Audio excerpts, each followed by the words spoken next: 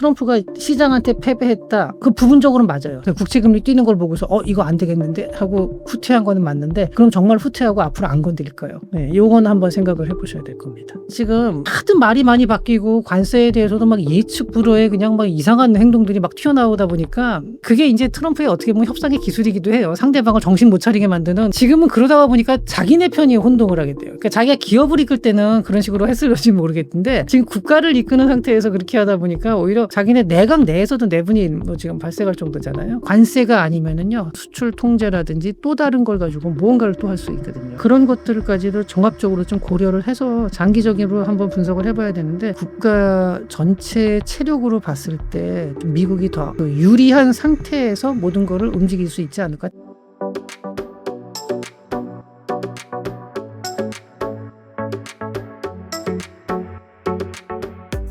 이번 미중 충돌의 전환점이 된 장면이 하나 있습니다. 바로 트럼프가 100% 관세를 밀어붙이다가 전격적으로 90일 유예를 선언했던 순간이죠. 이 조치를 단순한 퇴각으로 봐야 할까요? 아니면 지금까지 이어지는 이 혼란 자체가 그때 이미 예정된 시나리오였던 걸까요? 자, 일단은 저는 그 예정된 시나리오라고 생각은 안 합니다. 이거는. 왜냐하면은 그러니까 물론 이건 있어요. 그러니까 100% 이렇게 해놓고 나서 그 추후에 협상을 하겠다라고는 그거는 예정된 시나리오였죠. 근데 이제 이렇게까지 전격적으로 나온 거는 이제 그때그때 따라 상황에 따라 지금 임기응변을 한 걸로 보이는데요.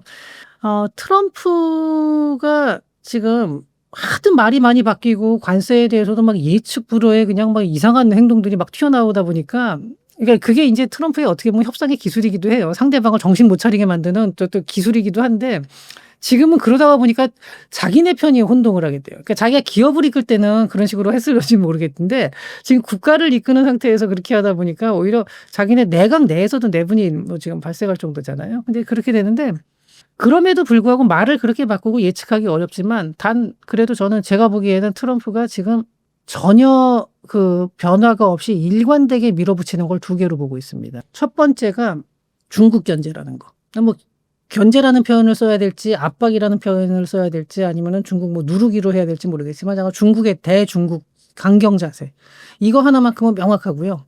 두 번째가 미국 부채 문제입니다. 이 두 개에 대해서만큼은 트럼프가 입장 변화나 이런 게 없이 가만 여태까지 한 걸 쭉 보시면은요. 이건 굉장히 일관돼요. 근데 중국에 대해서 관세가 그래서 여태까지 나왔던 거 보면요. 뭐 그 숫자 자체는 많이 바뀌고 막 그때그때 막 뭐 이상하게 막 이랬다 저랬다 왔다 갔다 했지만 항상 보는 건 모든 타겟은 중국이었다는 거예요. 처음에 멕시코하고 캐나다를 먼저 공격한 것도 중국의 가장 큰 우회 수출로가 멕시코였거든요. 그리고 이제 그 유럽에 대해서 저는 원래는 이제 아까 제가 그 라이트하이저 얘기를 하면서 중국하고 EU에 대해서 굉장히 그 불만을 미국이 많이 가지고 있다라고 말을 했는데 의외로 EU에 대해서 관대한 관세를 매겼어요. 상대적으로. 그러니까 이게 다른 나라랑 비교할 때요. 가장 큰 이유는 일단은 중국에 집중하겠다는 거죠. 그러니까 중국이라는 게 상대하기가 쉽지가 않은 나라잖아요. 워낙에 큰 나라고 또 나름대로 또 여러 가지 대비도 하고 있고 중국의 가장 큰 장점은요. 맷집이 어마어마하다는 거예요. 그러니까 저 정도 되면 폭동이 나고 막 망해가지고 막 정권이 못 견디고 항복을 해야 되는데도 그냥 누르고 있으면 돼요. 중국은. 그러니까 권투시합을 하는데 실제로 막 타이슨 같은 사람이 치는 그런 센 펀치가 막 날라오고 막 이러는 거고 이쪽에서 치는 펀치는 그렇게 세지가 않아요. 그럼에도 불구하고 이 사람이 이기는 방법은 딱 하나죠. 맷집이 어마어마해서 타이슨의 펀치를 맞고도 그냥 맞고 들어가서 계속 때릴 수 있다 그러면 이길 수 있는 거거든요. 지금 약간 중국이 그런 식으로 맷집이 어마어마하게 강한 나라거든요. 그런 상태다 보니까 미국도 어느 정도까지 그런 거는 예상을 했을 거예요. 그래서 일단은 EU한테 대해서는 그렇게 과하게 안 한 거죠. 그러니까 만약에 정말로 미국이 EU까지도 처음에 얘기한 대로 정말 순수하게 관세를 가지고서 관세 수입만 노린다 그러면요. EU한테도 높은 관세를 매겼어야 돼요. 저는 그 관세가 EU한테 낮게 나오는 거 보고 처음에는 요게 확실히 지금 중국 하나를 겨냥한 거다. 그러니까 관세는 철저하게 정말로 그 관세라는 것뿐만이 아니라 관세라는 게 중국과의 통상이라든지 중국으로 들어가는 전략 산업에 대한 통제를 갖다가 관세랑 묶어서 지금 같이 하고 있는 거죠. 이렇게 보는 게 이제 지금 상황이고 그러다 보니까 이제 EU는 지금 그래서 그 이후로 말이 없잖아요. 처음에 강경 대응하고 보복 관세 어쩌고 하다가 미국이 관세를 좀 낮추고 나니까 그다음에 이유는 가만히 있잖아요. 지금 눈치 보고 있는 거거든요. 아무것도 안 하고. 그 당연히 그럴 수밖에 없죠. 그리고 중국하고 미국하고 싸우는 걸 보고 있는 상태고 이게 어떻게 진행이 될지. 아마 중국도 지금 겉으로는 아까 제가 맷집이 세다 그랬는데 맷집이 아무리 세도 그게 안으로 골병이 들고 있는 거거든요. 그러니까 중국이 멀쩡할 리가 없어요. 다만 드러나는 증상이 미국이 훨씬 더 잘 보이는 거죠. 근데 지금 현재는 뭐 둘 다 죽을 맛이니까 뒤에서 협상은 분명히 하고 협상이라는 거는요. 전쟁하고 막 치고받고 격렬하게 전쟁하는 나라들도 협상은 뒤에서 다 해요. 그렇잖아요. 6.25 때도 그랬고 그 와중에서도 다 보면 뒤에서 서로 협상은 하거든요. 전쟁을 치열하게 해도. 그러니까 중국하고 미국도 하고 있는데 아마 서로 굉장히 힘든 상황이에요. 저게 지금 싸우는 게. 그런 상황이고 다른 나라는 현재 지금 좀 그걸 지켜보면서 불안에 떠는 상황인 거고 좀 이렇게 돼 있는 거죠. 그래서 저는 이게 약간 뭐 의도적인 거냐 아니냐 할 때 일단은 이제 미국의 큰 흐름은 이제 요렇게 전략은 이렇게 본다는 거죠. 관세라는 거나 관세가 단순히 관세 하나가 아니라 미국의 중국 견제를 위한 여러 가지 통상 전략 중에 관세가 포함되어 있는 걸로 보시는 게 맞을 겁니다. 유예 발표 직후 미국 국채 수익률이 급등하고 시장이 요동쳤습니다. 이렇게 시장 충격 자체를 전략적 도구로 쓰는 방식, 실제 현실에서도 가능한 접근이라고 보시나요? 국채 가격이 이렇게 왔다 갔다 한 거는 이제 그 관세를 유예한 것보다는 중국의 관세 보복 때문에 그때 이제 국채 가격이 막 그 변동이 크게 나왔고 그러다 보니까 관세 유예로 이제 한 발 물러서게 된 거죠. 사실은 이렇게 된 건데 지금 현재 이제 미국도 그렇고 중국도 그렇고 서로 힘든 과정에서 뒤에서 협상이 많이 왔다 갔다 하고 있고 사실 이 부분에 대해서는 조금 시간이 지나봐야 정확히 알 수 있을 것 같아요. 또 이렇게 얘기하면은 아이 무슨 뭐 그런 얘기 나도 하겠다. 사실 제가 이 모든 거를 다 알 수는 없고 저도 이제 큰 흐름에서는 이렇게 가는데 지금 트럼프가 저렇게 관세를 가지고 중국하고 힘겨루기를 하면서 자기가 원하는 건 뭔가를 지금 뭐 하고 있을 거예요. 근데 그럼에도 불구하고 지금 미국이 5월 달까지 지금 지불해야 되는 국채 이자가 너무 많은데 국채 부담이 너무 크니까 지금 현재 한 발 물러서고 있는 걸로 보입니다. 근데 이걸 가지고 트럼프가 졌다. 그리고 역시 중국이 세다 이렇게 말할 수가 없는 게요. 이렇게 지나고 나서 국채 금리가 떨어지고 나잖아요. 그다음에 미국이 떨어졌으니까 이제 끝. 그러고 이제 왜 권투 시합했는데 오늘 이제 지고 났으면은 그러고 시합이 끝났다. 그러고 앞으로 리매치 없다. 이렇게 하는 경우가 있을 수가 있지만 이 관세 전쟁은 그렇지가 않아요. 그다음에 한 고비를 넘어가서 미국이 어떻게 나올지는 그거는 정말로 알 수 없습니다. 그러니까 중국도 지금 협상을 하고 싶어도 그게 하기 쉽지가 않은 게 이게 그다음에 금리가 좀 떨어지고 그거 갖다가 단기 부채를 장기 부채로 전환을 하고 난 다음에 그다음에 미국이 어떻게 나올지가 얼마나 겁이 나겠어요. 예, 이렇기 때문에 이게 지금 현재 상황을 보고서 역시 뭐 미국이 굴복했네 이렇게 얘기를 하는 거는요. 전쟁을 하다가 이렇게 쭉 서로 왔다 갔다 하다가 여기 고지 하나 점령당했다고 해서 얘가 이겼어. 그게 아니에요. 전쟁이 끝났을 때 그거는 그러고 나서 보니까 얘네가 더 유리하게 끝났다 이렇게 말할 수는 있을지 몰라도 지금 끝난 상황이 아니거든요. 그러니까 이런 상황이라 그러면은 지금 상황은 트럼프가 전략적으로 왔다 갔다 하는 걸 가능성도 있습니다. 그래서 지금 상황을 가지고서 이렇게 딱 단정해서 말하기는 어렵습니다. 근데 약간 어떻게 보면 좀 맥 빠지는 답이 될 수도 있겠지만요. 저는 그래서 요거 조금 더 길게 봤으면 좋겠어요. 그리고 지금은 제가 뭐 어느 편을 든다고 해서 그렇게 되는 것도 아니고 제가 응원한다고 무슨 영향을 주는 것도 아닙니다만 다만 지금 상황에서 사람들이 중국이 맷집이 세니까 역시 미국이 못 건드리는구나 이렇게 생각할 수 있는데요. 미국이 저러고 한 발 빠졌다가 그다음에 또 들어올 수가 있어요. 다른 걸 가지고. 관세가 아니면은요. 다른 물건 수출 통제라든지 또 다른 걸 가지고 무언가를 또 할 수 있거든요. 그런 것들까지도 종합적으로 좀 고려를 해서 장기적으로 한번 분석을 해봐야 되는데 과연 그래도 이 국가 전체 체력으로 봤을 때 중국하고 미국하고 보면 아무래도 그래도 좀 미국이 더 그 유리한 상태에서 모든 거를 움직일 수 있지 않을까. 다만 중국이 유리한 거는 미국처럼 내부의 다양한 불만 세력을 끌고 갈 필요는 없다라는 거. 이런 면에서는 또 중국이 유리합니다. 그래서 이런 게 그때그때 사안에 따라서 많이 달라질 겁니다. 그래서 그거는 종합적으로 다 이렇게 하나로 통일돼서 일관되게 얘기하기가 어렵고 그때그때 상황에 따라 좀 다른 걸로다가 한번 인식을 하고요. 지금 상황은 저는 뭐 트럼프가 이거를 시장한테 패배했다. 그 부분적으로는 맞아요. 지금 현재 상태에서는. 금리가 국채 금리 뛰는 걸 보고서 이거 안 되겠는데 하고 후퇴한 거는 맞는데 그럼 정말 후퇴하고 앞으로 안 건드릴까요? 네, 요건 한번 생각을 해 보셔야 될 겁니다.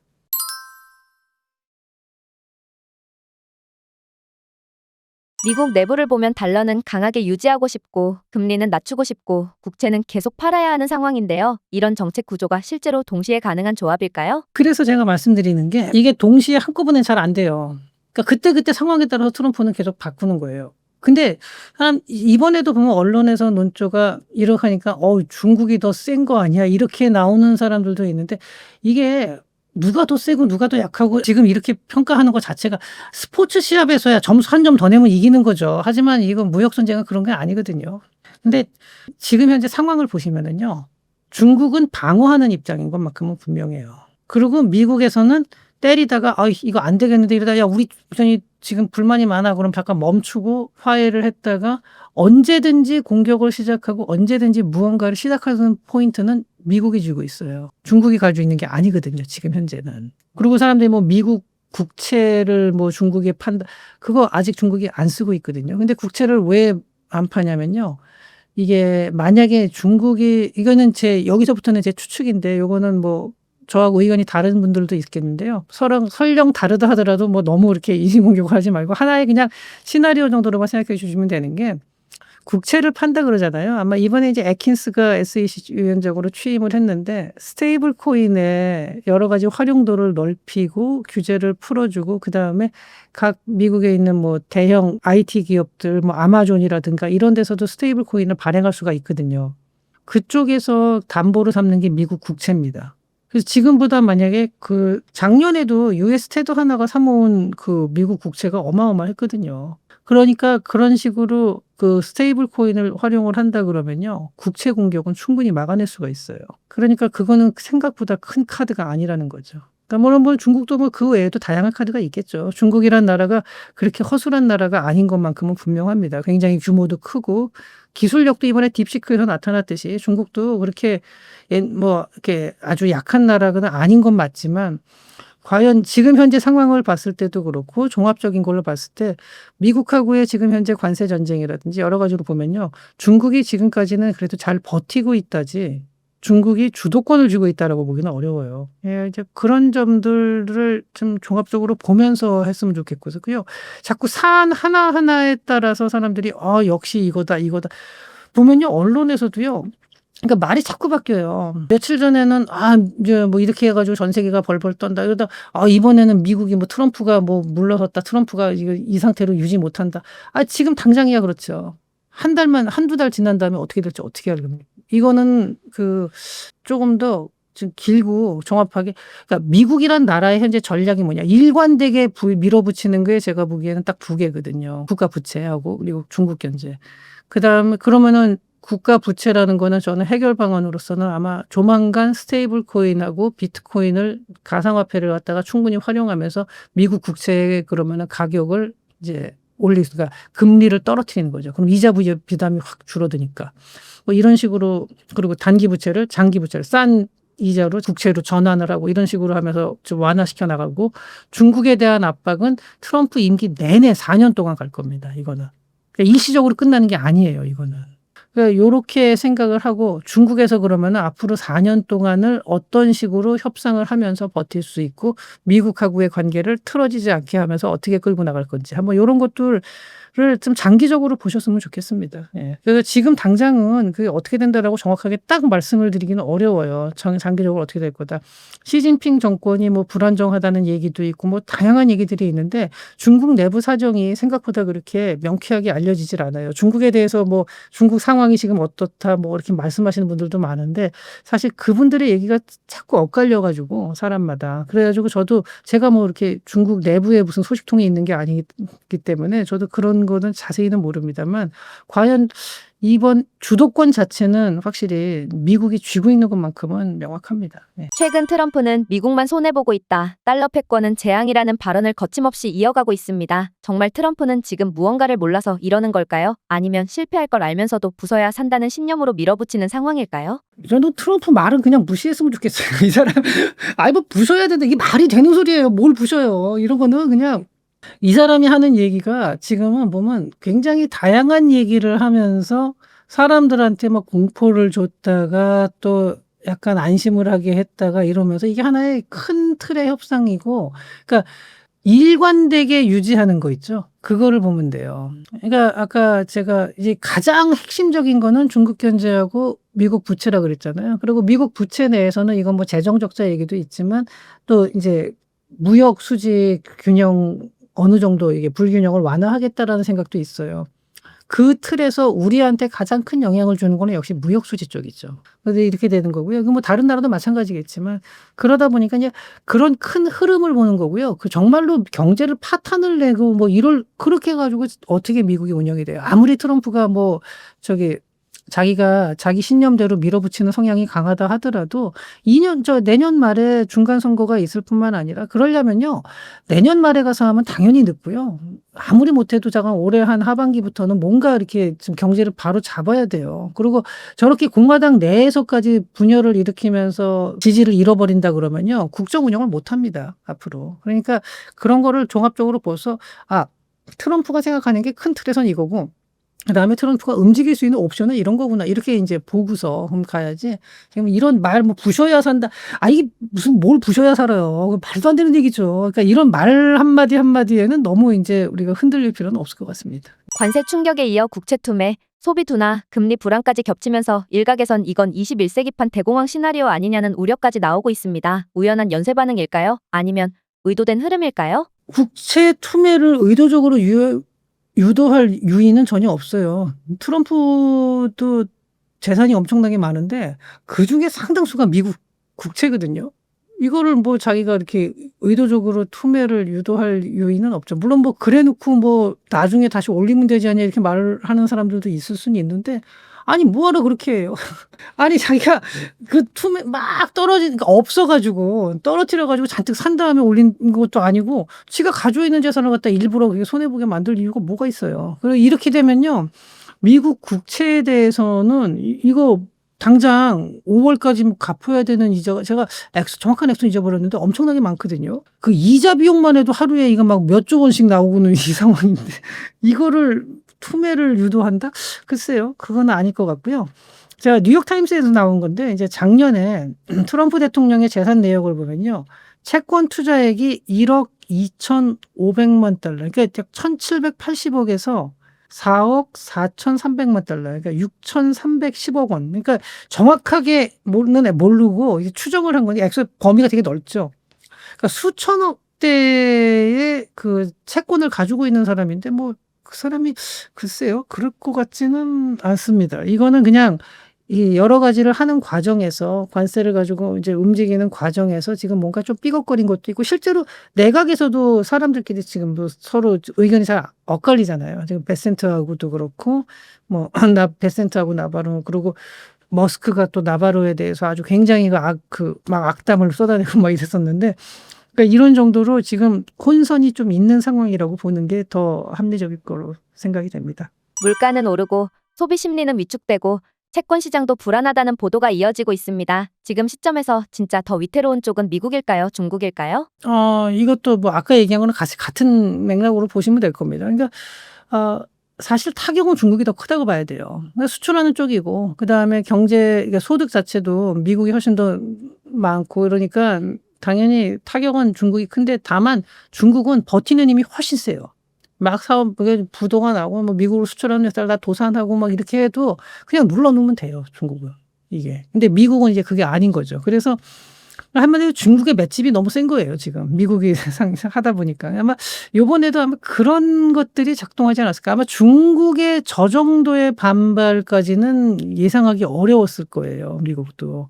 근데 막상 저렇게 나가서 하다 보니까 이제 미국 국채 가격이 막 상승하게 되고 이렇게 국채 금리가 상승하게 되고 이런 식의 좀 이제 예상치 못한 어려움이 있었던 걸로 저는 보고 있습니다. 근데 여기에 대해서야 뭐 분석하는 사람마다 좀 다를 수는 있는데 약간 저는 그런 식으로 봐서요. 이게 근데 더 위태로운 쪽이 어디냐? 이거는 기간을 길게 가면요. 중국이 더 사실은 이게 어느 순간 터지면은 거기는 진짜 본물 터지듯이 무너질 수가 있는 거죠. 사실 아무래도 자기네가 물건을 팔아야 되는데 못 팔고 있는 거잖아요. 미국은 못 사오고 있는 건데 그러면은 조금 더 비싸더라도 다른 데 사올 수가 있겠지만 중국은 이걸 못 팔면은 그럼 어디다 파냐? 뭐 덤핑을 해가지고 동남아나 이런 데 파냐? 미국만한 시장이 있나요? 그게 안 된다는 거죠. 그러니까 그런 면에서 봤을 때 이게 중장기적으로 가면 중국이 더 어려워지는 거는 맞죠. 지금 트럼프의 이 선택들, 실제로는 전략적인 구조 개편 시도에 가깝다고 보시나요? 아니면 단기 지지율에 목맨 정치적 도박이라고 봐야 할까요? 이런 거를 그 칼로 자르듯이 어느 거 하나다라고 말씀을 드리기는 어려운데 저는 기본적으로는 그 재편하려는 큰 그림 쪽에 조금 더 비중을 두고 있습니다. 그러니까 처음부터도 이게 즉흥적인 건 아니에요. 분명히 관세 얘기는 그전부터 있고 미국은 굉장히 불공정한 무역 그러니까 자기네가 불공정한 대우를 받고 있다. 전 세계로부터. 왜 우리만 이렇게 호구처럼 당하고 있느냐라는 인식을 선거 전에도 계속했어요. 그리고 실제로 많은 미국인들이 여기에 동조를 했고 이 부분을 지지를 한 거죠. 다만 즉흥적이라는 거는 이제 된 다음에 나오는 그 숫자가 지금 너무나 터무니없는 저거는 아니지. 아무리 그러니까 방향은 맞아도 약간 이렇게 가는 방향은 이거는 예상을 했어도 숫자가 너무 큰 거예요. 관세에 뭐 나오는 액수가. 그러니까 이제 그걸 보고 사람들이 즉흥적이라고 얘기를 하는데 그러니까 그거 숫자 자체는 조금 즉흥적인 면도 있었을 수는 있는데 지금 트럼프는 확실하게 공급망 재편을 다시 해요. 그러니까 탈중국 공급망. 그래가지고 이 경제 블록을 다시 만들고 약간 보호무역주의로 가는 거죠. 그다음에 미국이 더 이상 그 세계 경제에서 이렇게 자유무역이라고 해가지고 다른 나라한테 돈을 갖다가 자꾸 이렇게 무역 수지에서 적자를 보면서 다른 나라로 돈을 나가는 거는 이제는 좀 줄이겠다. 이런 생각은 기본적으로 가지고 있어요. 그 틀은 있었던 것 같습니다. 근데 즉흥적이라는 거는 정말 100년 전에 정책이 갖춘 즉흥적인 고집이라는 거는 좀 너무 그거는 과한 얘기 같아요. 그거는 아니고. 근데 다만 그 나오는 숫자들을 보고 있으면은 이거는 저 숫자는 뭐야 당최 막 이런 이제 좀 당혹감은 있었죠.